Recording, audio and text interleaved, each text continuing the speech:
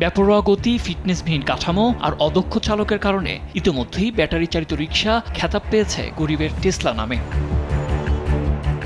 অলিগলি থেকে প্রধান সড়ক সবখানেই এখন এই যানের সরব দৌরাত্ম্য, যেন সড়কের অঘোষিত রাজা, যার বেপরোয়া চলাচলে যেন সড়কে কোণঠাসা অন্য যানবাহন। দেশে ব্যাটারি চালিত রিকশার সঠিক সংখ্যা জানা না গেলেও ধারণা করা হয় সারা দেশে চলাচল করছে ২০ লাখেরও বেশি, যার মধ্যে রাজধানী ঢাকাতেই রয়েছে প্রায় ১২ লাখ।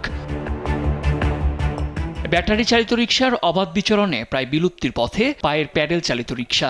যে কয়টি চলছে তারাও বলছেন ব্যাটারি চালিত রিকশার কারণে রুটি রুজি নেমেছে প্রায় শূন্যের কোটায়। কোনো ভাড়া নাই, সব অটোতে জায়গা, 50টা ভাড়া 20টা জায়গা অটো ভাড়া। প্রতিটা দিনই আমাদের এলাকাতে এবং ঢাকা শহরের সব জায়গাতেই প্রচণ্ড অ্যাক্সিডেন্ট হচ্ছে, কারণ ওদের ব্রেকিং সিস্টেমটা খারাপ, প্রচণ্ড স্পিডে চলে। তো আসলে এটার কোনো উদ্বেগ নাই। আর সবচেয়ে বড় কথা হচ্ছে যে সরকার পুরোপুরি ব্যর্থ। ব্যাটারি চালিত কারণে আমরা তো গাড়ি চালাইতে পারি না, ওরা পুরো ঢাকা শহর লয়ে লইছে। ঢাকা শহর পুরো জামজট এই ব্যাটারি চালিত লাগে। অহরহ হচ্ছে, প্রত্যেক 5-10 মিনিট পর পরে দুর্ঘটনা হয় এখানে।